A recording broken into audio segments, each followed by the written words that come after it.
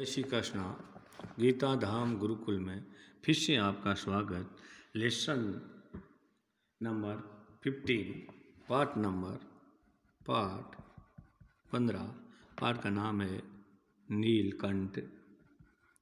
क्या है पाठ का नाम? नीलकंठ। डेट हो गई आज 7/2/2021। ठीक है। और मैं आपको यहाँ तक पढ़ा चुका हूँ और काफ़ी पाठ के और सवाल भी करा चुका हूँ। कृपया ध्यान से सुनेंगे गीता धाम गुरुकुल की ओर से। और ये कक्षा 7 का पाठ नंबर 15, जिसकी लेखिका है महादेवी वर्मा। कौन है? महादेवी वर्मा। और पशु पक्षियों के बारे में उनमें दिया गया है, किस प्रकार से पशु मोर है, छोटे बच्चे हैं, किस प्रकार बड़ा होता है, किस प्रकार किलंकी निकलती है, किस प्रकार से, ये सारा मैं आपको पढ़ा चुका हूँ और नेक्स्ट में आप जान लेंगे। ठीक है, अगला शुरू करते हैं अपन लोग। जब तक उसने सांप को फन के पास पंजू से दबाया। किसने? मोर ने। और फिर चोंच से इतने प्रहार किए कि वे अधमरा हो गया, यानी घायल हो गया। अधमरा का मतलब क्या हो गया? घायल हो गया। और पकड़ ढीली पड़ते ही खरगोश का बच्चा मुख से निकल तो आया, परंतु निश्चेष्ट सा वही पड़ा रहा। घायल अवस्था में, निश्चेष्ट का मतलब क्या होता है? घायल अवस्था में वहीं पड़ा रहा। निश्चेष्ट मतलब बेहोश या घायल अवस्था में वहीं पड़ा रहा। किसका बच्चा? देखो, सरप को उसने दबा तो लिया और चोंचे मारी, जिससे कि वो ढीला पड़ के खरगोश बाहर तो निकल गया, लेकिन क्या हो गया? अधमर, सांप भी अधमरा हो गया और वो खरगोश का बच्चा भी बाहर आ गया और घायल अवस्था में वो नीचे पड़ा रहा। देखिए, राधा ने सहायता देने की आवश्यकता नहीं समझी। वहाँ कोई राधा नाम की लड़की या मोरनी थी, उसने उसको सहायता देने की आवश्यकता नहीं समझी, परंतु अपनी मंद के का से किसी असामान्य घटना की सूचना सब और प्रसारित कर दी। अपनी मंद केंका से, केंका उसका आवाज़ से, किसे? आवाज़ से उसने क्या कर दी? सब जगह उन्होंने अपनी वो आवाज़ से फैला दी। क्या कर दी? मंद के कारण, मंदी में दी आवाज़ से किसी असामान्य किसी घटना को सूचना यानी सब तक प्रसारित भेज दी। और माली पहुंचा। कौन पहुंचा? माली पहुंचा। तो फिर हम सब पहुंचे, फिर हम सब लोग वहाँ पर जिस सूचना मिली, हम लोग सब लोग भी वहाँ पहुंच गए। नीलकंठ जब सांप के 2 खंड कर चुका था, 2 टुकड़े, खंड का मतलब 2 टुकड़े कर चुका था, तब उस शिशु खरगोश के पास गया। तब शिशु किसके पास गया?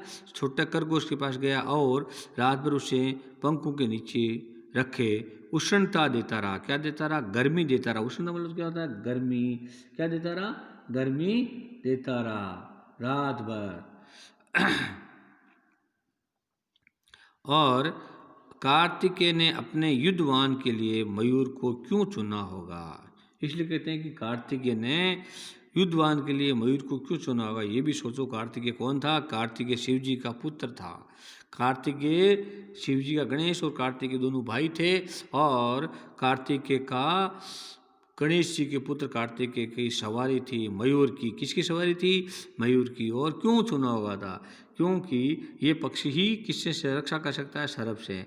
और ये उस राग पक्षी का रूप और स्वभाव देखकर समझ में आ जाता है। क्यों आ जाता है हमें? कि इस पक्षी के रूप या उसके बारे में देख के समझ में आ जाता है।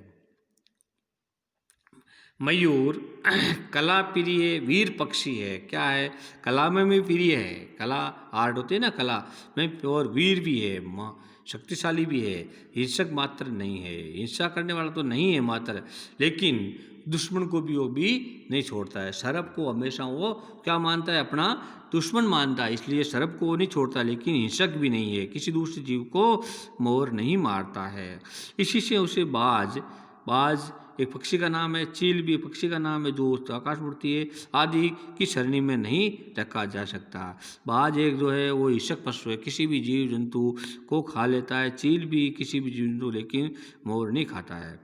आदि की श्रेणी में नहीं रखा जा सकता, जिनका जीवन ही क्रूर क्रम है। क्रूर मतलब खतरनाक काम करने वालों में। क्रूर क्रम का मतलब होता है गलत कार्यों में होता है। किसमें होता है? गलत कार्यों में होता है। क्रूर का मतलब होता है एकदम बिना दया वाला। क्या होता है? बिना दया वाला। अब नेक्स्ट में नीलकंठ में उसकी जातिगत विशेषता तो थी ही। क्या थी? अपनी जातिगत विशेषता तो थी, वह उसका मानवीकरण भी हो गया। क्या हो गया? मनुष्य की तरह भी रहने लग गया। मेघों की सांवली छाया में, मेघू बोलते हैं बादल, बादलों की सांवली यानी अंधेरे टाइप की छाया। सांवली का मतलब क्या? अंधेरे टाइप की छाया। छाया ने अपने इंद्रधनुष के गुच्छे जैसे पंखों को मंडलाकार बनाकर जब वह नाचता था, अपने इंद्रधनुष के पंख, उसके पंखों में सातों रंग बसते हैं इंद्रधनुष के, और उसके गुच्छे में पंखों को एक तरफ से फैला करके और मंडलाकार गोल टाइप बना करके वह नाचता था। क्या करता था? नाचता था। तब उस नृत्य को एक शेष ताल ले ताल में रहता था, एकदम ले ताल होता था, शेषता से, किसे? शेषता से, और ले ताल होता था, एकदम ले से बना करके नाचता, जैसे कि एक मनुष्य ही नाच करता हो। क्या करता हो? मनुष्य ही नाच करता हो। वह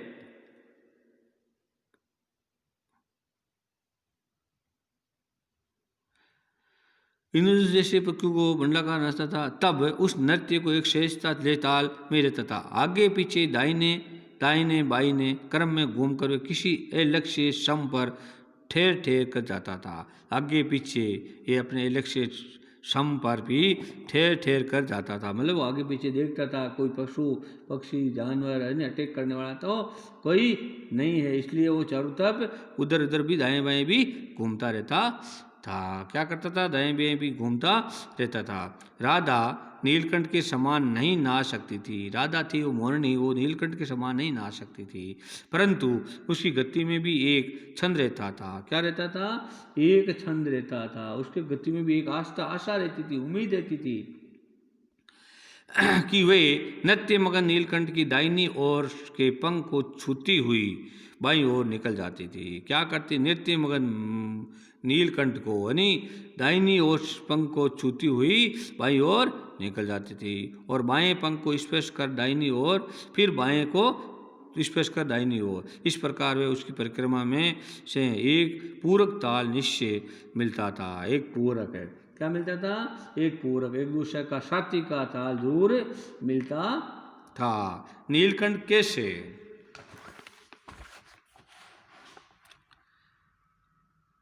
नीलकंठ कैसे समझ लिया कि उनका नृत्य मुझे बहुत भाता है? पक्षी नीलकंठ ने, मोर ने कैसे समझ लिया कि मुझे इस मोरनी राधा का नृत्य भाता है?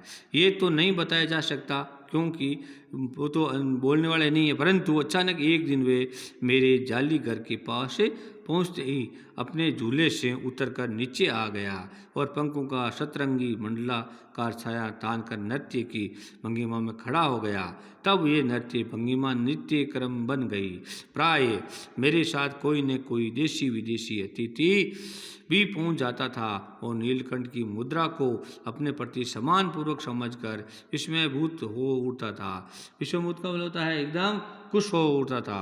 कई विदेशी महिला ने उस परफेक्ट जेंटिलमैन की उपाधि भी दे डाली। परफेक्ट जेंटलमैन, जेंटिलमैन में शाही आदमी की उपाधि भी दे डाली, जिसे नुकीली पेनी चोंच थी, भयंकर विषधर को खंड खंड कर सकता था। उसी से मेरी हथेली पर रखे हुए भुने चने ऐसी कोमलता से होले होले धीरे धीरे उठकर खाता था कि हंसी भी आती और विश्व में भी होता, आश्चर्य भी होता। हंसी और आश्चर्य फलों की वर्षों के अधिक उसे पुष्पित और फलवित वृक्ष भी भाते थे, पुष्प वाले वृक्ष भी उसे भाते थे। देखिए इसमें क्या दिया गया है कि वो एक जाली के तो विदेशी लोग भी वहाँ आते थे, उसको देखते सम्मानपुर, और उसको एक अच्छे व्यक्ति का भी उसने पदवी दे दी थी, और उसकी चोंच कैसी थी? नकुली थी, जैसे कि एक विस्तर शराब को भी वो खट खट कर सकता था, और वो हमेशा हमारी हथेली में भी दाना चुगता था, और